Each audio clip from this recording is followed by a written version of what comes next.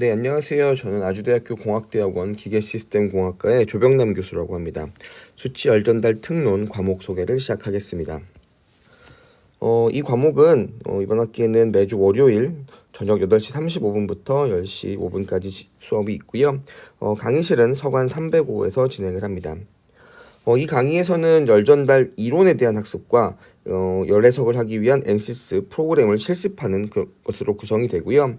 열전달 이론 수업을 위해서는 오른쪽에서 보시는 것처럼 열전달 교재를 사용하게 됩니다. 과목의 평가 방법은 중간고사와 기말고사 그리고 과제가 있고요.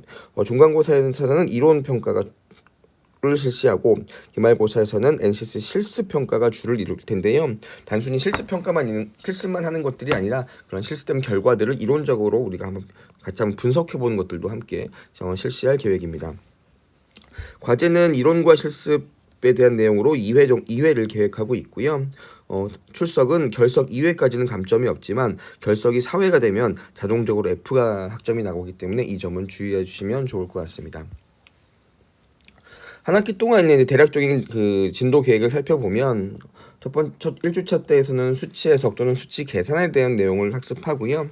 그 다음에는 어떤 1차원 열전도, 확장 표면, 2차원 열전도, 그 다음에 과도 열전도의 순으로 우리가 학습을 하고, 중간고사 이후에는 좀 더 이제 고급이라고 할 수 있는 상변화 열전달, 복사 열전달, 열 전기, 해석이라든지 이런 것들을 통해서 우리가 열 해석에 대해서 좀 더 잘 알아갈 수 있는 그런 것들을 공부해 보도록 하겠습니다.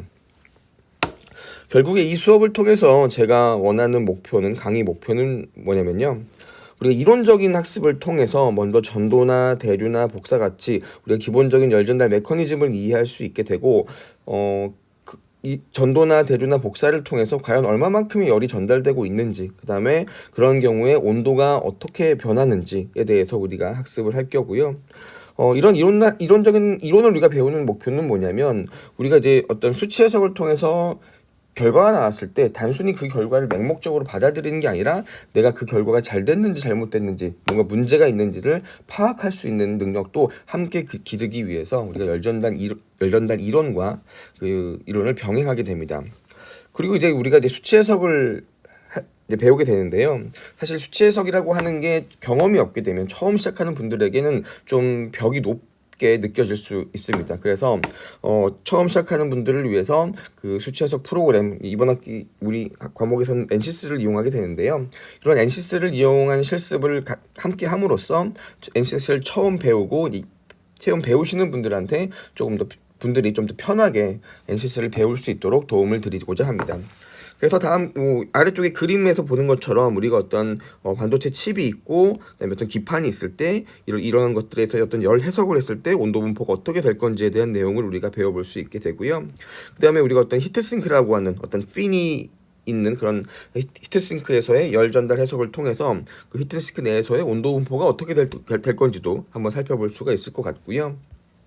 그리고 뭐 어떤 미니 오븐이 있다고 한다면 그 오븐 내에서 어떤 우리가 그 오븐에서는 복사를 이용하기 때문에 복사를 이용한 열전달 해석을 통해서 열 해석을 통해서 음식물의 온도가 어떻게 바뀔 건지, 아니면은 이 오븐을 구성하고 있는 이 벽면의 온도는 어떻게 될 건지에 대해서 살펴봄으로써 우리가 어떤 복사와 대류 같은 것들을 이 해석에 집어넣어서 어떤 우리가 원하는 그 온도 분포라든지 그런 것들을 얻어보고자 합니다.